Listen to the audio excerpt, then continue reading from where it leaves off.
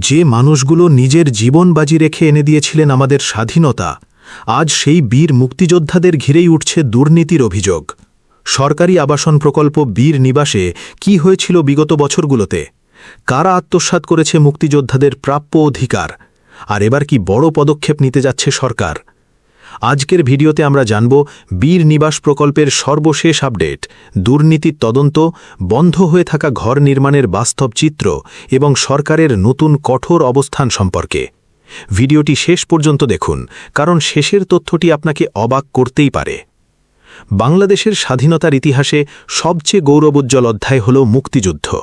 আর সেই মুক্তিযুদ্ধে যারা বুকের রক্ত ঢেলে দেশ স্বাধীন করেছিলেন, তারা হচ্ছেন আমাদের জাতির শ্রেষ্ঠ সন্তান, বীর মুক্তিযোদ্ধা। তাদের সম্মান, নিরাপত্তা এবং জীবনমান উন্নয়নের জন্য সরকার বিভিন্ন সময়ে নানা উদ্যোগ গ্রহণ করেছে। এর মধ্যেই অন্যতম একটি বড় প্রকল্প হল বীর নিবাস প্রকল্প। এই প্রকল্পের মূল লক্ষ্য ছিল অসচ্ছল ও গৃহহীন মুক্তিযোদ্ধাদের জন্য নিরাপদ আবাসন নিশ্চিত করা। দেশ জুড়ে হাজার হাজার মুক্তিযোদ্ধার জন্য পাকা ঘর নির্মাণের পরিকল্পনা নেওয়া হয়। কিন্তু সাম্প্রতিক সময়ে এই মহৎ প্রকল্প ঘিরে উঠে এসেছে নানা প্রশ্ন, অভিযোগ এবং দুর্নীতির তথ্য।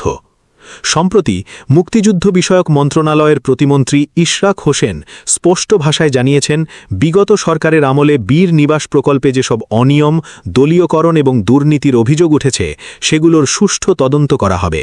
তিনি বলেন, দেশের শ্রেষ্ঠ সন্তানদের জন্য নেওয়া কোনো প্রকল্পে অনিয়মের সুযোগ নেই। যারা এই প্রকল্পকে ব্যক্তিগত স্বার্থে ব্যবহার করেছে, তাদের বিরুদ্ধে যথাযথ ব্যবস্থা নেওয়া হবে। প্রতিমন্ত্রীর এই বক্তব্য ইতোমধ্যেই দেশজুড়ে ব্যাপক আলোচনার জন্ম দিয়েছে। কারণ দীর্ঘদিন ধরেই অভিযোগ ছিল, অনেক প্রকৃত মুক্তিযোদ্ধা ঘর পাননি, আবার রাজনৈতিক পরিচয় ব্যবহার করে কিছু ব্যক্তি সুবিধা নিয়েছেন। কোথাও নিম্নমানের নির্মাণ সামগ্রী ব্যবহার হয়েছে, কোথাও অসমাপ্ত অবস্থায় পড়ে আছে ঘর, আবার কোথাও কাজই শুরু হয়নি। এসব কারণে প্রকৃত উপকারভোগীরা পড়েছেন চরম ভোগান্তিতে। একবার ভাবুন তো, যে মানুষটি যুদ্ধ করে দেশ স্বাধীন করলেন, বার্ধক্যে এসে যদি মাথা গোজার একটি নিরাপদ আশ্রয়ের জন্য অপেক্ষা করতে হয়, তাহলে সেটি কতটা কষ্টের। আর সেই জায়গায় যদি দুর্নীতি ঢুকে পড়ে, তাহলে সেটি শুধু একটি প্রশাসনিক ব্যর্থতা নয়, এটি পুরো জাতির জন্য লজ্জাজনক বিষয়। রাজধানীর ওসমানী স্মৃতি মিলনে আয়োজিত জেলা প্রশাসক সম্মেলনে প্রতিমন্ত্রী আরও বলেন, মন্ত্রণালয়ের চলমান প্রকল্পগুলো মাঠ পর্যায়ে সঠিকভাবে বাস্তবায়নের জন্য জেলা প্রশাসকদের ভূমিকা অত্যন্ত গুরুত্বপূর্ণ। তিনি ডিসিদের সঙ্গে বৈঠককে ফলপ্রসূ বলে উল্লেখ করেন এবং মাঠ পর্যায়ের সব সমস্যা দ্রুত সমাধানে সহযোগিতা কামনা করেন। বিশেষজ্ঞরা মনে করছেন, মাঠ প্রশাসন সক্রিয় না হলে কোনো উন্নয়ন প্রকল্পই সফল হয় না। কারণ প্রকল্পের বাস্তব চিত্র সবচেয়ে ভালোভাবে জানেন স্থানীয় প্রশাসনের কর্মকর্তারাই।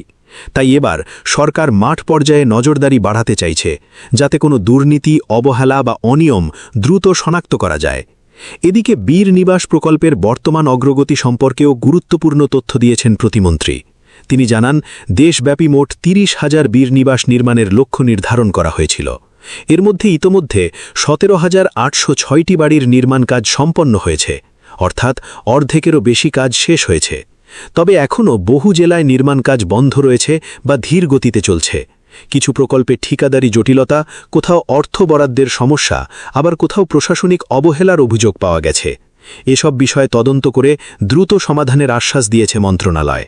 সরকার জানিয়েছে, যেসব নির্মাণ কাজ বন্ধ হয়ে আছে, সেগুলো দ্রুত পুনরায় চালু করা হবে। একই সঙ্গে যেসব এলাকায় নিম্নমানের কাজ হয়েছে, সেগুলোও যাচাই বাছাই করা হবে। প্রয়োজনে দায়ীদের বিরুদ্ধে আইনগত ব্যবস্থাও নেওয়া হতে পারে। বর্তমান সময়ে দেশের মানুষ সবচেয়ে বেশি যেটা চায়, সেটা হলো স্বচ্ছতা এবং জবাবদিহিতা।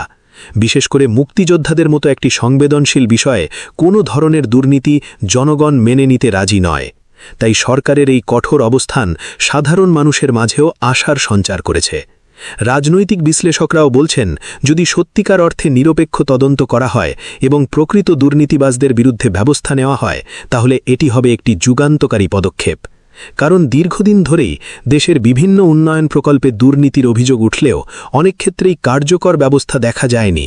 তবে এবার পরিস্থিতি ভিন্ন হতে পারে বলেই মনে করছেন অনেকে। কারণ সরকারের উচ্চ পর্যায় থেকেই স্পষ্ট বার্তা দেওয়া হয়েছে, মুক্তিযোদ্ধাদের অধিকার নিয়ে কোনো ধরনের আপোষ করা হবে না। এছাড়াও বীর নিবাস প্রকল্পকে আরও আধুনিক ও জনবান্ধব করার পরিকল্পনাও নেওয়া হচ্ছে বলে জানা গেছে।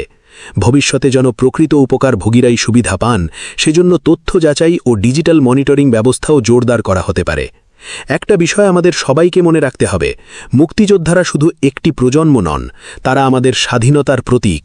তাই তাদের সম্মান রক্ষা করা মানে দেশের ইতিহাস ও মর্যাদা রক্ষা করা।